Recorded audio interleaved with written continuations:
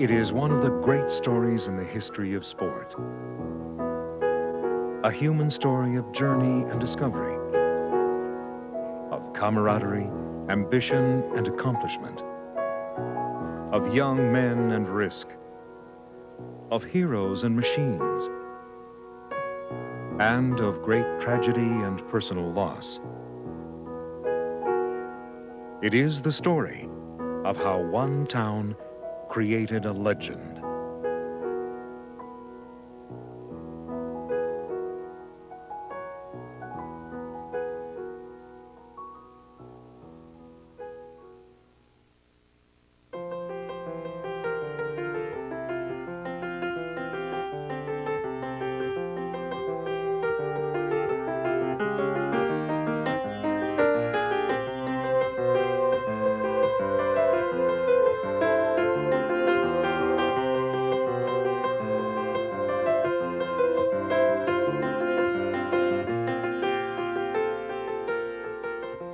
Watkins Glen has 50 years of history behind it now.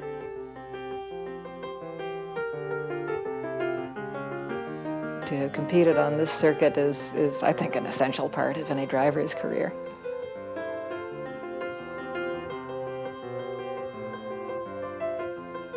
When I think of Watkins Glen, I think about the site where road racing began in America. And when I grew up in Europe in the 50s and 60s, the only name that Europeans knew in terms of car racing outside of the Indy 500, it was Watkins Glen.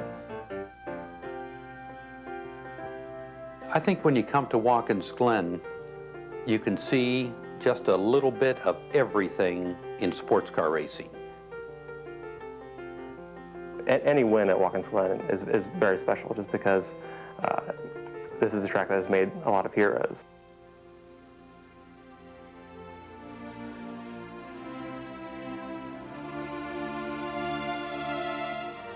It may be that people are, because the race is so big here now, that it's fun to look back and see how humble the beginning was.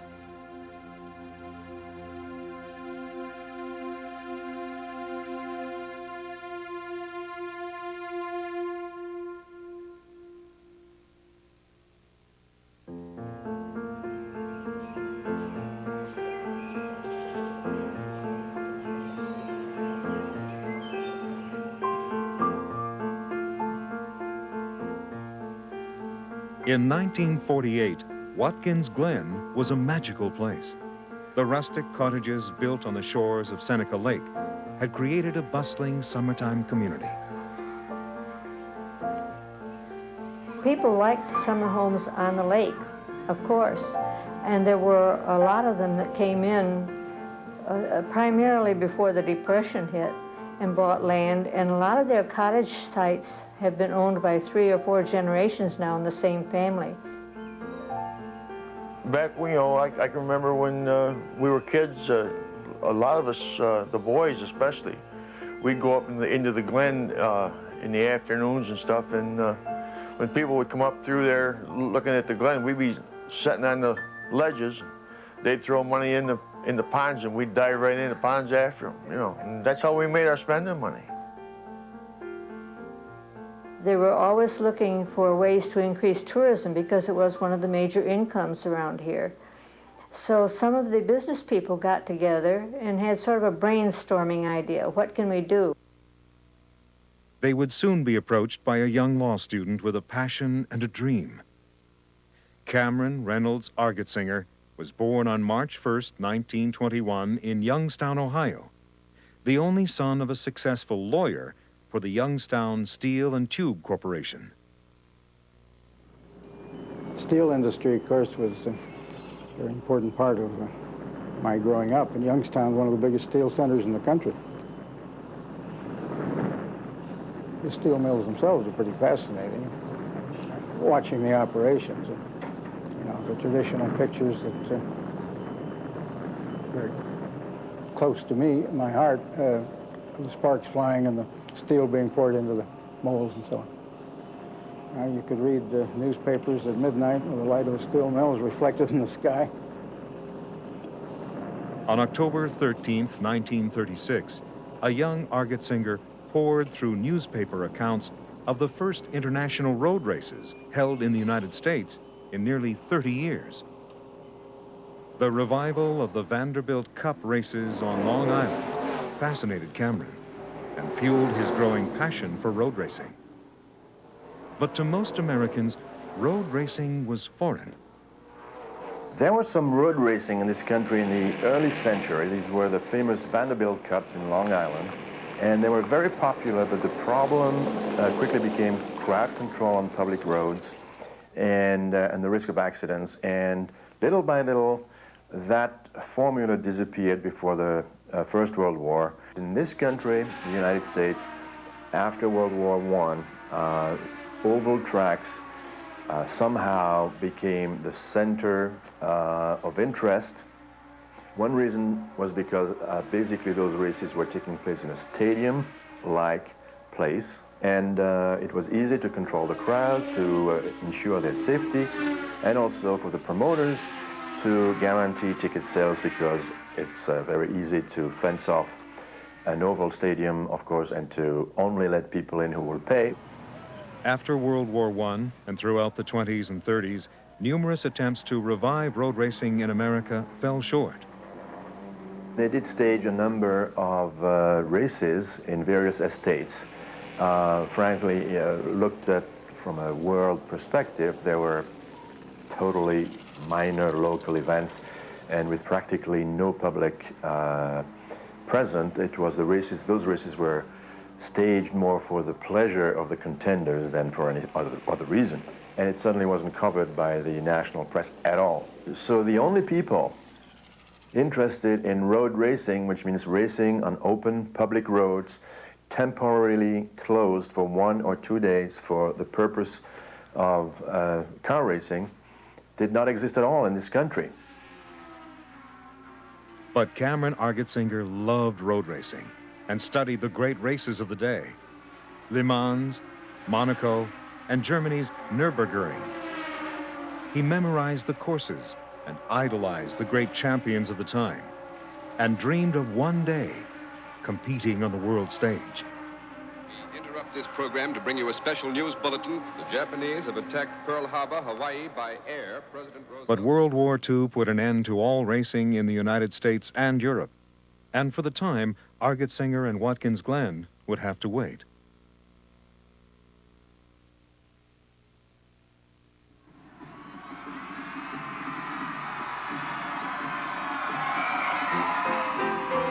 With the end of World War II, Americans who had sacrificed so greatly for victory once again turned their attention to leisure, and their love affair with the automobile continued.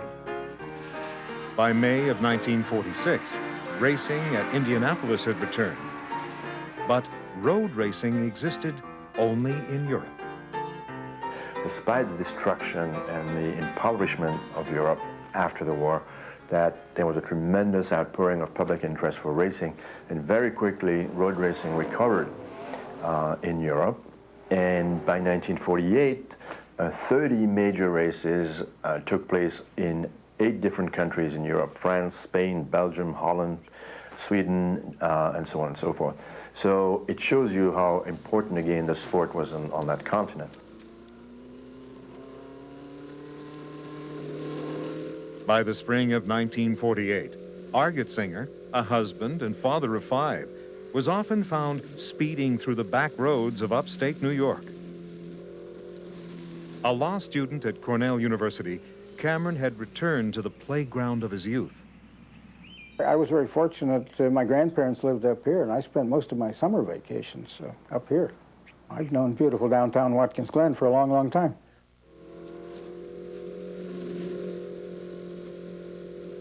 Cameron is a wonderful and strange man, and tales of his roaring from town to town at 100 miles an hour are legendary. When he was going to law school at Cornell, just 25 miles away, he would roar his Jaguar over the hills. I guess I've always loved driving and driving fast. There is a certain thrill sheer speed itself. There's a different world over 150 mile an hour, truly.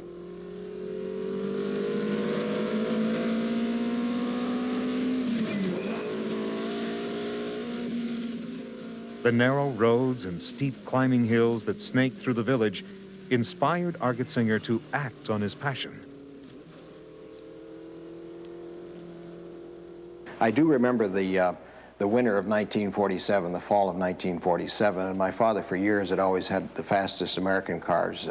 He liked to drive fast, and he had high speed production cars.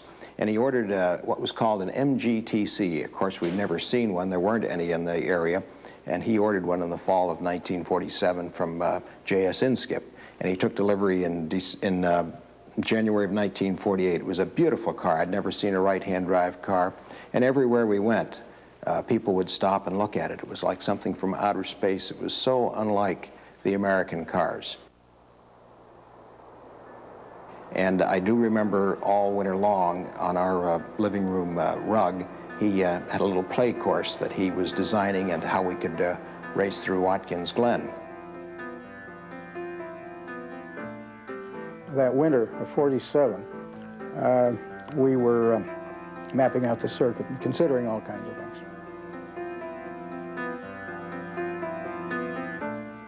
You know, I wanted it to have the flavor and the excitement of the great European circuits. So I wanted it to start in the village. You know, shades of Monaco, around the houses. Didn't really think about circling the Glen, although the hill was great. You know, it was intriguing, because you incorporate a hill climb in it. And of course, what that original circuit did was go around the Glen. And I said, that's got to be it. You know, it was in the classic tradition, and that's what we wanted. And sure, the Nürburgring is probably the greatest circuit of all time, and Spa is tremendous. But this one had many of the characteristics.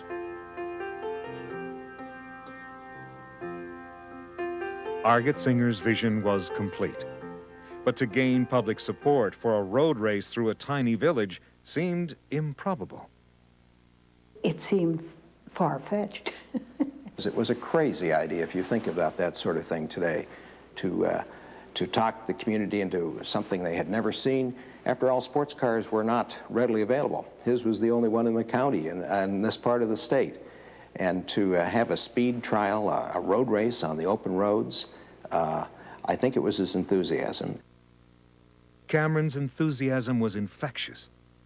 And it was the support of 3 key residents of Watkins Glen that would make the race possible. And when I contacted the people here, Arthur Richards, who was the person I knew best, and luckily Don Brubaker was here and was president of the Chamber of Commerce, and without him, it might well have died of mourning. Somehow, I don't know why, but the community really accepted this. Normally, you wouldn't think that the mayor and the councilmen were going to join in an affair like that, but they did. The village was fortunate in having a mayor named Alan Irway, who was somewhat crippled and ran around in a motorized wheelchair. But he had tremendous courage, because to close the village streets, I suppose in this litigious age, one wonders if it ever would have happened. By late April, Cameron had received the full support from Watkins Glen's Chamber of Commerce. The next move would be to get the cars. He and my mother went in May of 1948. He had just joined this group, the Sports Car Club of America, the year before, and he went to their first event. And they took a lot of their classic and veteran cars out to Indianapolis to have some time trials in conjunction with the Indianapolis 500. And he got so excited, and he said, fellas, we're going to have a race in Watkins Glen this fall. You bring the cars, and I'll organize it. Now, you have to remember the club then had less than 200 members. And we went to a cocktail party, and we presented the plan.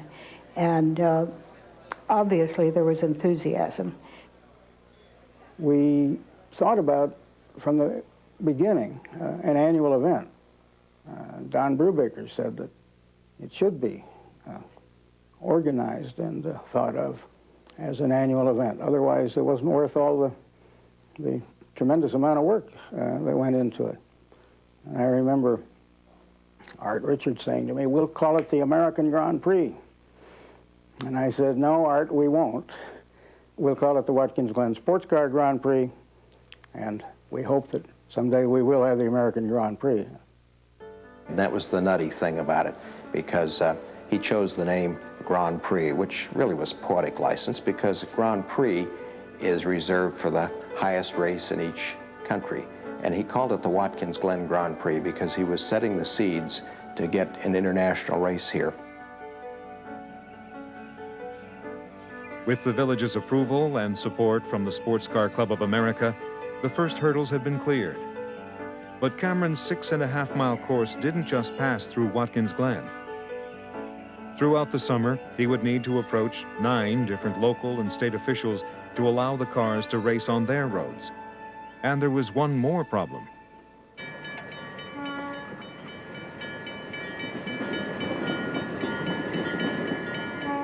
One of the obstacles they had to overcome was the New York Central Railroad. And in those days, the New York Central Railroad was all powerful because the race had to cross one of their tracks. And the New York Central stopped for God or no one. Frank Chase was the local trainmaster for the New York Central Railroad and a close friend of Watkins Glen Mayor Irway. He agreed to alter the busy railroad schedule around the race. October 2nd, 1948, was picked as the day they would stop the trains.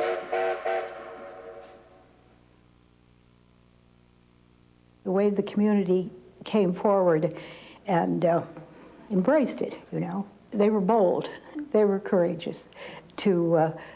This was such an unusual event.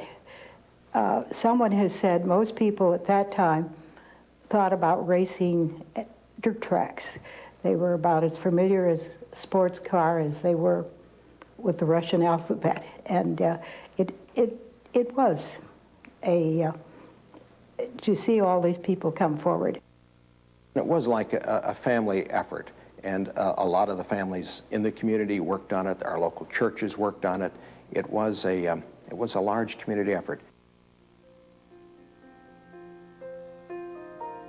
I had made just one stipulation in undertaking the position of general race chairman to organize the race, and that was that my duties would cease at midnight or of a race morning, or so that I could devote myself to racing the car.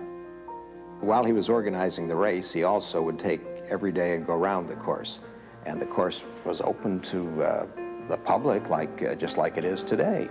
And we would drive very fast laps around there.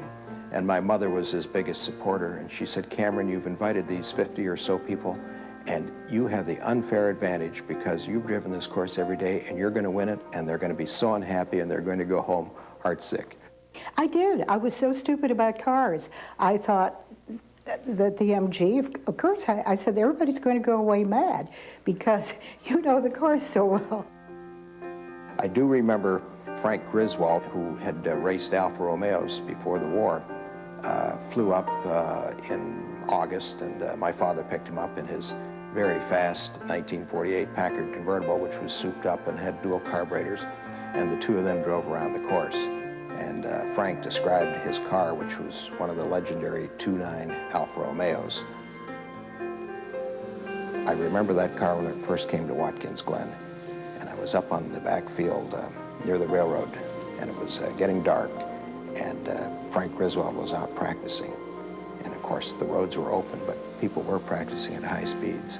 And to hear the high-pitch tone of that car as it went by at about 110 miles an hour, and just a little flame coming out of the tailpipe, I'd never seen anything like it. And my father at dinner that night said, "I met the man who was going to win the race." And I said, "Oh no, you'll win it. You know the course better than anyone." Good evening, ladies and gentlemen. Our guest tonight is representing a sport which is beginning again after a lapse of about 15 years. It's the sport of automobile road racing. On Saturday at Watkins Glen, there will be the first road race in America since the year of 1935. Our guest is John Paul Stack, who will drive a 1929 Bentley Red Label in that race on Saturday. All right, Mr. Stack, if you'll move into the microphone, I'd like to ask you some questions. There hasn't been any... On Friday, September 30th, with the race still 2 days away, there were signs that Watkins Glen would never be the same. Workers had begun placing hundreds of hay bales and setting miles of snow fencing along the racecourse. In the heart of the village, directly in front of the county courthouse, the starting line was laid out across Franklin Street. And the drivers had already begun to arrive. A few of us had raced. I had done some little stock car racing. An awful lot of us really knew nothing about road racing. But most of us agreed that we wanted to try it, and so we came up here and really not knowing what to expect. During the war, I was working at the Boeing company in Seattle. I was actually on the first flight of the very first B-29.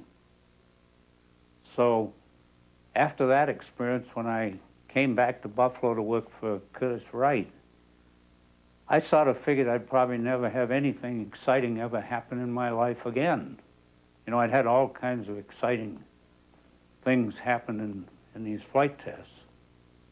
And so once I bought a sports car and heard that the people in the sports car club were very anxious to get some kind of a race started, I got pretty interested too in the idea of actually competing. On the eve of the race, the entry list included some of the wealthiest sports car enthusiasts in the country. Sam and Miles Collier, founders of the ARCA and heirs to an advertising empire, had joined the SCCA just days before the race. They represented a small handful of contestants with actual racing experience. Briggs Cunningham was by far the wealthiest of the contestants. The son of a banker and industrialist, Cunningham had dropped out of Yale and had become one of America's most prominent sportsmen. The world-famous cartoonist, Charles Addams, creator of the popular Addams Family, was the race's most intriguing participant. And Cameron Argetsinger, whose vision had brought these men together, was about to touch his dream.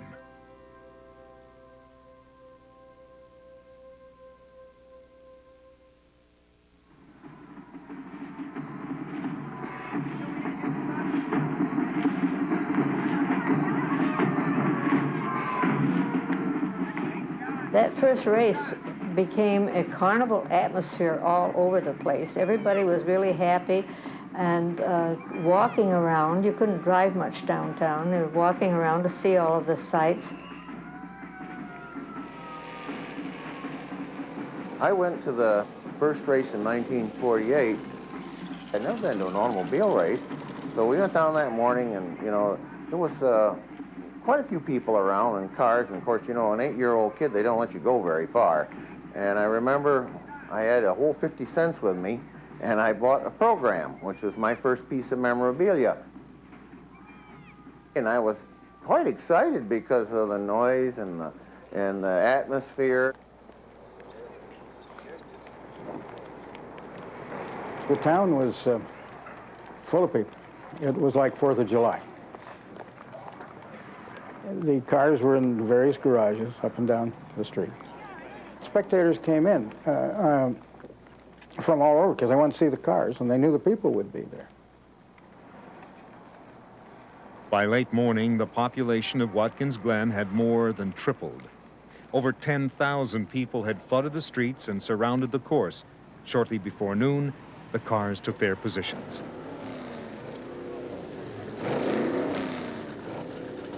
Finally, the cars were on the grid, and it was kind of a cold, had been raining. It was dry that day, but there were wet leaves in the gutters and things like that. And the sun came out. I remember I had a parka-type jacket on and a necktie. And we were on the grid, and my starting position was well to the back, as I recall. And because I didn't draw the numbers out of the hat. And the flag drop, and I tell you, it was Sturm und Drang. It was dust and smoke and thunder, and it was completely delightful.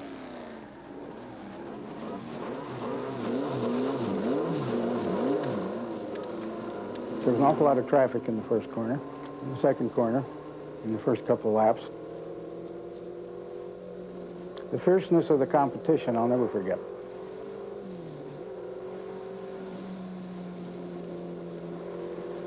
When we started off in the first race, of course, I just drove as hard as I could, and I got through, I don't remember whether it was the first or second lap, but I had just passed Charlie Adams, a big old SSK Mercedes, and then we started down the hill into the stone bridge, and I just went through the stone bridge too fast, that's all. I got in a bunch of loose gravel and really lost the rear end, and there were a bunch of spectators standing there that had to kind of jump back out of the way. I think I got some rocks on a few of them. I just rolled, really a pretty slow roll. It wasn't fast, wasn't a violent roll, but I just rolled down into the Darn Glen, and I couldn't believe it. When the car started to turn over, I actually put my hand out to stop it. You know, it's just a reflex. People ran up to me and said, I wonder if he's dead. And I said, why don't you get it off of me and find out? And I really wasn't hurt, but I took my crash helmet off and threw it at the car. And Don O'Reilly, the editor of Speed Age magazine, happened to be at that corner. And he took a picture of me throwing my helmet at the car, and he caught the helmet halfway between me and the car. It's a great picture. When the race started, and you know, I was pretty cranked up, we were fairly far back in the field. And the two Collier brothers were here with a couple of MGs. I had heard a lot about the Colliers who had raced pre-war in the old ARCA days. So when I passed those two Collier brothers going up the hill, I just couldn't believe it. So then I really started to work at it, you know, and I don't know, I think I must have been doing on the bug, well over 100. In fact, the control forces were so high, I had two hands on one side of the steering wheel in order to keep the damn thing from running off the turn. So it was fairly exciting. And I finally did manage to work up into, well, third place when I lost it. And it spun out, went backward actually for ways and hit the hay and rolled over.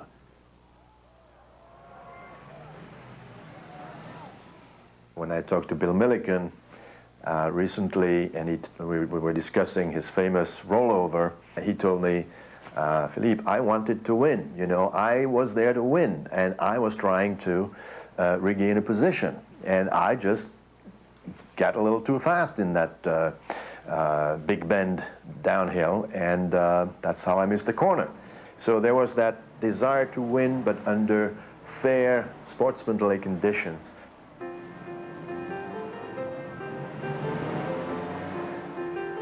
It seemed to end as soon as it began.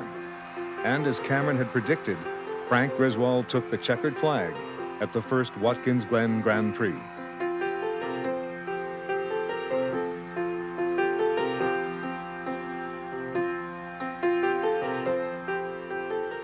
After the race, there's cool-off lap.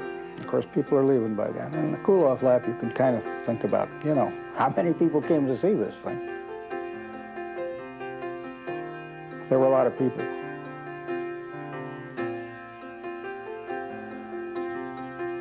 The inaugural Watkins Glen Sports Car Grand Prix had announced to the world that road racing had arrived in America. The race had been an absolute triumph. Argetsinger had been exhilarated by the enthusiastic response, and all his dreams seemed within his grasp. But he would soon come face to face with the grim realities of a cruel sport.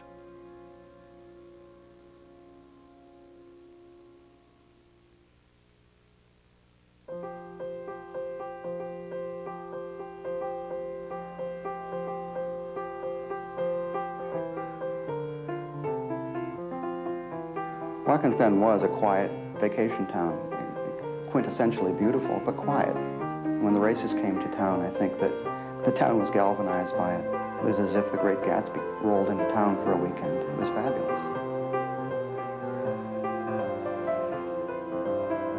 Well, those first races, they were very interesting to local people because not only did the race cars come in and take over the home garages, all the garages around here, the race cars would go in and the mechanics would take them all apart and put them all back together again so that they would be in perfect condition for the racing. Boy, we'd be up there every minute that we could.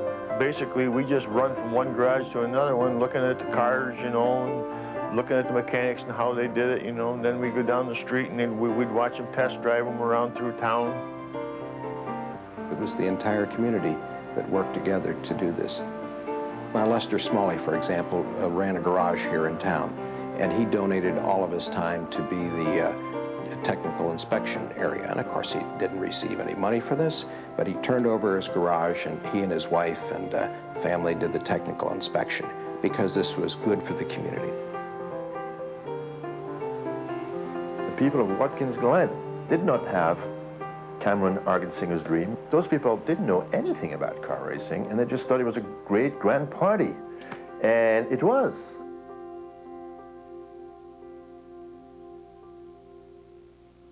It had only been 1 year, and Watkins Glen had a new identity. The races had changed the face of auto racing in America.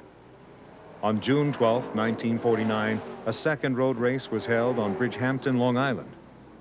Watkins Glen had introduced the new heroes of American racing to the world. Briggs Cunningham was, without doubt, one of the very most important people in American road racing. His cars were always meticulously prepared. He could afford and always had the best, and he had the best drivers. He had Phil Walters, he had John Fitch, he later had Walter Hansgen. And if you had the Cunningham cars at your race, you were big league. You'd done it, you'd made it. Now, the Collier brothers are terribly important. First place, they were among the very few people who had experience in racing, because Miles and Sam had really been the mainstay of the Automobile Racing Club of America in those days before World War II. And they had this love for racing and cars and this great knowledge and tremendous ability as drivers of these cars also. But you know, when you get bitten by that bug, you're done for life.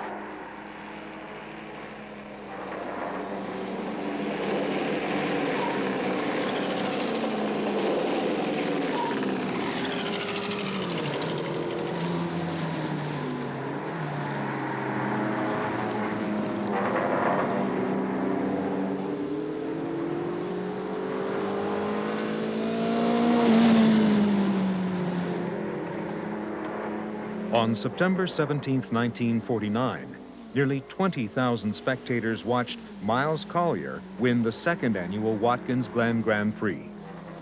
The race had drawn better competition, larger crowds, and more publicity than the year before. But more importantly, through 2 races, Watkins Glen had avoided the pitfalls that had always plagued road racing. The momentum had given Cameron's wild dream of an international Grand Prix an outside chance, and 1950 promised to take the race to a whole new level.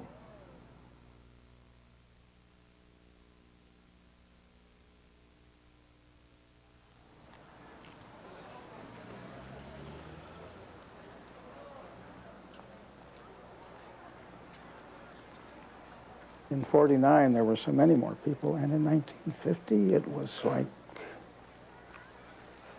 have you seen the pictures of downtown? These huge crowds just bursting over the scene, you know, it was that way all around, the whole way around. So if somebody said there were 200,000 people, I wouldn't dare call them a liar. If they doubled that, because nobody will ever know, but there were an awful, awful lot of people. It was so crowded that you could hardly walk down the sidewalk. And whenever you'd see somebody that you knew, it was really exciting to see somebody. And people did that. The local people would go down and just walk around and see. And then the cars, too. There were some really unusual race cars parked along at the different service stations. One car that drew a lot of attention that day was a beautiful red 1950 Cadillac Allard. But few in the crowd realized the controversy that surrounded its driver. And my father had always wanted to go international, and in 1950 he had invited international clubs. There have been several clubs that had been excluded, quite frankly. The Sports Car Club of America was very restrictive. They didn't want certain people in, and my father thought that was a terrible thing. And he invited a New York City club, which Irwin Goldschmidt was a member.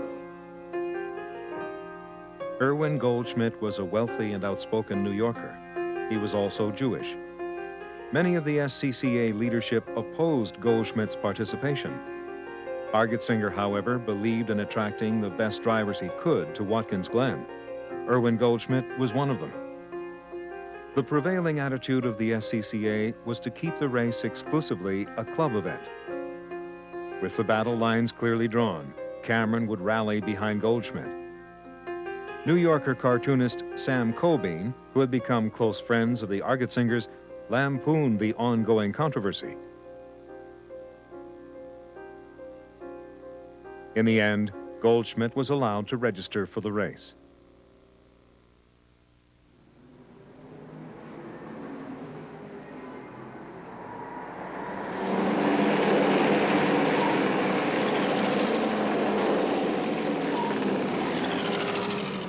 Despite the controversy, at 11 a.m. under dark and threatening skies, Nils Mikkelsen dropped the starting flag for the day's qualifying race. It was the beginning of a very long day.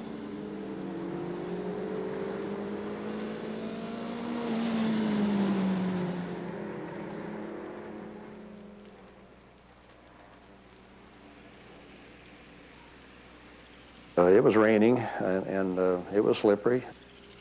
A man in a Jaguar ran me off the course, unfortunately. I'm sure he didn't realize he was doing it. I was passing him.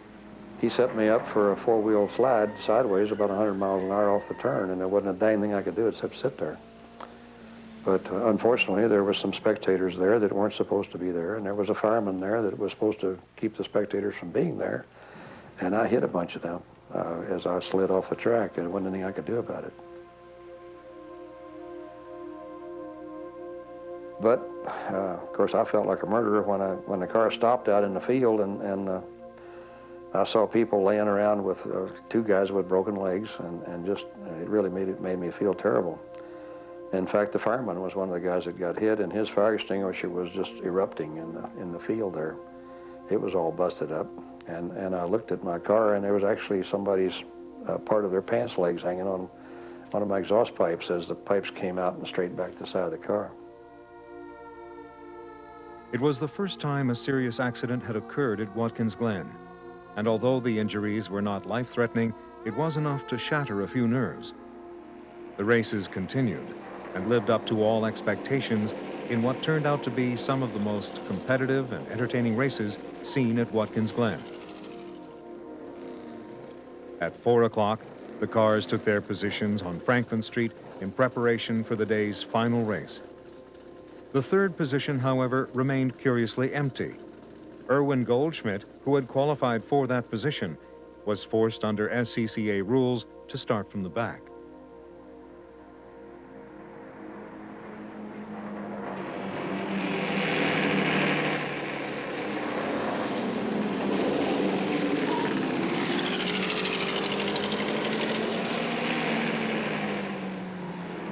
The cars thundered down Franklin Street and up Old Corning Hill. For the first time, drivers and spectators were experiencing the true feel of European road racing. But on the second lap, tragedy struck.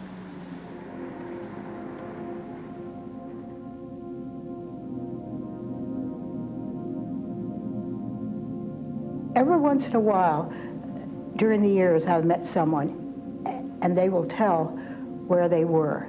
And this man was a doctor is a doctor, and he said to me, he will always remember he was across the Glen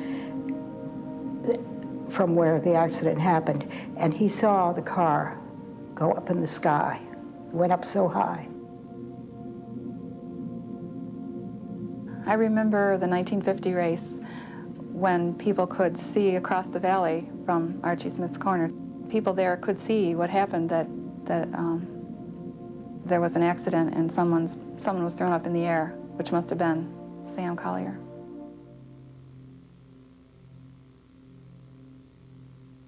It just didn't seem possible that it could have killed him, but it did. His brother Miles, they were great friends, and Miles realized he didn't come around, and he realized something was wrong, and he began to race. He began to run around the course till he came to the site of the accident. And by that time, they had taken Sam away. No one had realized that Sam Collier had been killed. Erwin Goldschmidt had battled his way through the field and into the lead to hold off Briggs Cunningham for the 1950 Watkins Glen Grand Prix Championship. After the race, the grim news began to circulate. It was a tremendous personal loss to almost everyone, because we were a very close-knit group and everyone knew each other, and we'd see each other, you know, from time to time. And everyone was devastated, because he was such a good friend and such a fine person.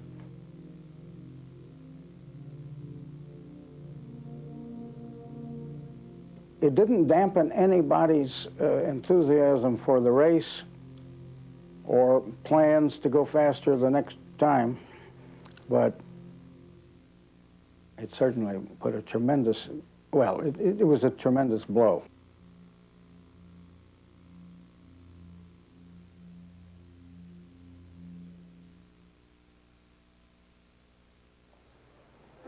The events of 1950 had made safety the top priority. Under Cameron's guidance, several improvements were planned for the 1951 race, including the addition of a field hospital and an enhanced communication system. But the Goldschmidt ordeal had created a serious division among the members of the SCCA. Argetsinger wanted professional road racing at Watkins Glen, but the growing sentiment among many of the members was to keep the races amateur only. By late spring, a vote was taken, and Cameron had lost. But Cameron remained a member of the SCCA and planned to race in the 1951 Grand Prix. But it was not to be. He was coming home. He had purchased an Allard to race in the 1951, and he left it at Smalley's. And our friend Sam Cobean was there, and he said he'd bring him home. It was a hot summer afternoon, July 2nd, and a car turned in front of, Sam had a red Jaguar. Car turned in front of him to go into a driveway, and he swerved and hit a tree. And Cameron was the passenger, and he was thrown out and had a concussion. And Sam, on the Jaguar, there was a horn that was, it had, in those early days, was like, came to a peak. And his body was pushed against it. He drove with the wheel close, and he was stabbed to death. And I got there just as, they weren't very far from the cottage, and he had died. And it was a physical and an emotional blow.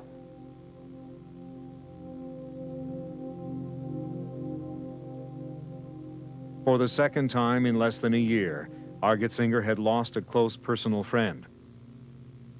His injuries weren't serious, but his doctors advised him to avoid racing. He was now completely removed from the race he had created and the sport he loved.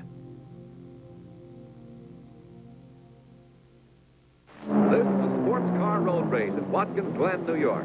The course is hazardous and tricky.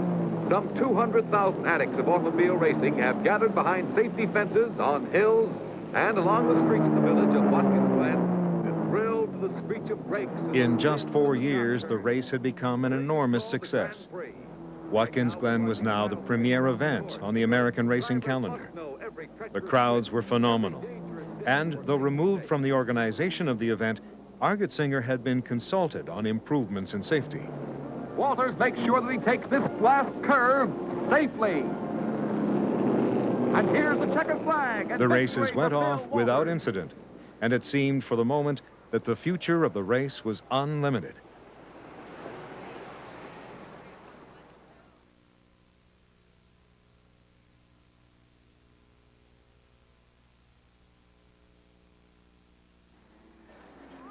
And what happened really is the popularity of the Grand Prix at Watkins Glen was such, after having 10,000 spectators in 1948 and 15 in 49, the crowds grew and grew and grew. So the dream that Cameron Argetsinger had had, and plus the other people of SCCA, was becoming reality, but nobody really knew how to control it and how to make it safe for everybody. As it grew bigger and bigger, the people in Watkins just, they were at awe, about all these people that they were getting. They couldn't believe that you could get that many people in Watkins, and you really couldn't even walk the main street, very, very well, because they were just, bumper, people were shoulder to shoulder.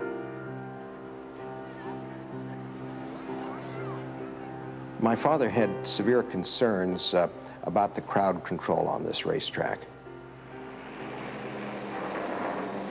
But as long as the crowds were kept back behind the sidewalk, they were all right. But in 1952, my father had warned them, keep the people out of the end of Franklin Street.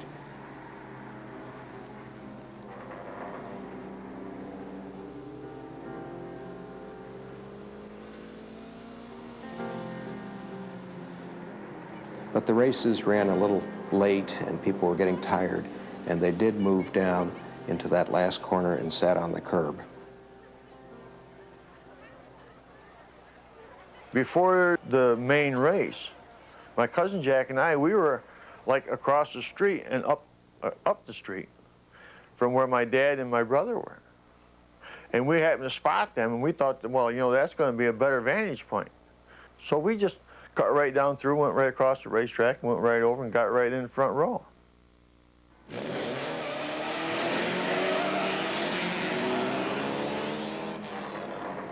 I think I was sitting between my dad's legs, and my cousin was over on this side, and my brother, I think, was on this side. And then my brother wanted to change. So my brother got where I was. We were talking about, who we were going to pick to win the race. And my brother said, I'm going to take number 8.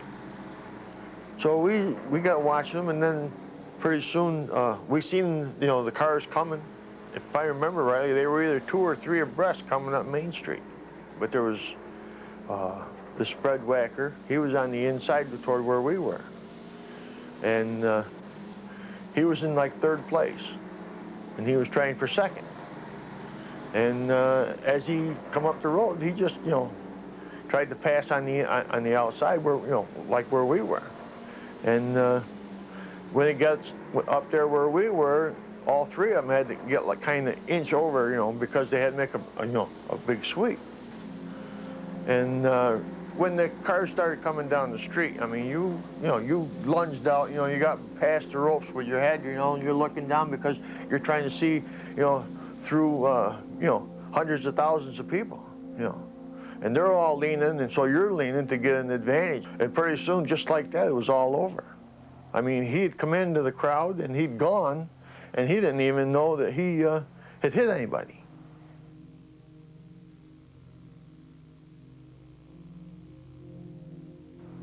Right after it happened, I couldn't remember nothing, because I was in such pain. I mean, we were spread out all over the place, And Matter of fact, I think my brother, after, you know, because he caught my brother with his rear fender, and he put his head in the fender, and he just, you know, cut my brother's head right off. And my brother laid, you know, up the road. Somebody, you know, if I remember right, somebody threw a coat over him, but I didn't even know that he had died.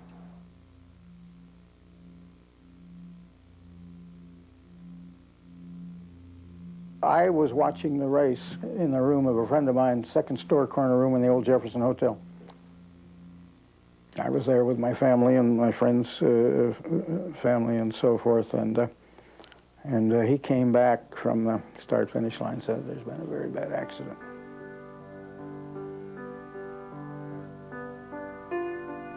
What I remember is James Melton, who was an opera singer, who was crazy about the races and was always here.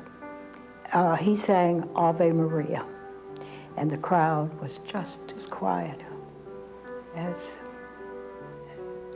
the word went through the crowd.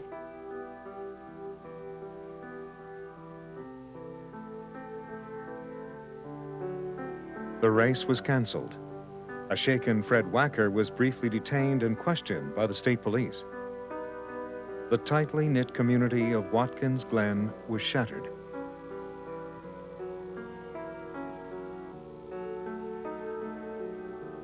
I remember going to the Pizzeri home the next day, and how sad it was. The fellow that killed my brother, he was at the funeral. And he told my dad then, he says, Mr. Pizzeri, he says, I'll tell you something right now. He says, I will never race again. He says, I can't race again. I really couldn't hold anything against him. I mean, you know, it was just a race. I mean, you know, it happens. Throughout the community, where there was a sorrow and sympathy for the family and a sorrow, but there was no feeling that I ever detected of, we must stop these races, this is terrible. There may have been individuals who felt that way, but there was certainly, the public sentiment was quite the contrary, as I experienced it. Despite the tragedy, Watkins Glen could not ignore the tremendous impact that the races had on the village. The community wanted the races to continue.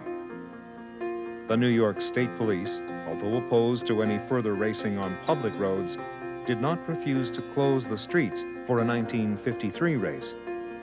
It looked briefly as if there would be another Grand Prix run through the streets of Watkins Glen. But its time had passed.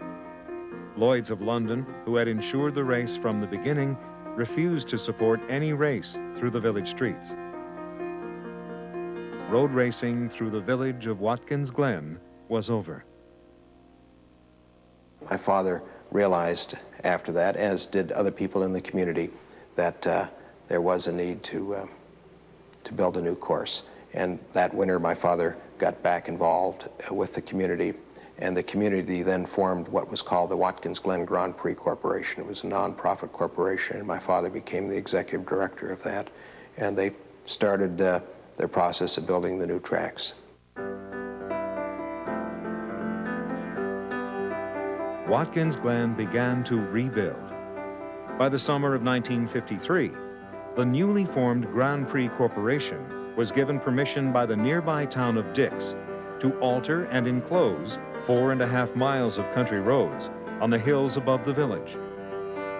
On September 18th, the 6th Watkins Glen Grand Prix was held, with the huge crowd safely contained behind miles of fencing.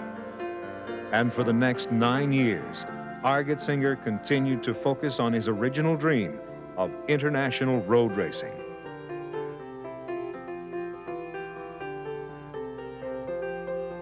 On October 8, 1961, Cameron Argetsinger watched as the flag dropped on the first American Grand Prix at Watkins Glen and launched what but many still consider to be the golden age of racing in America.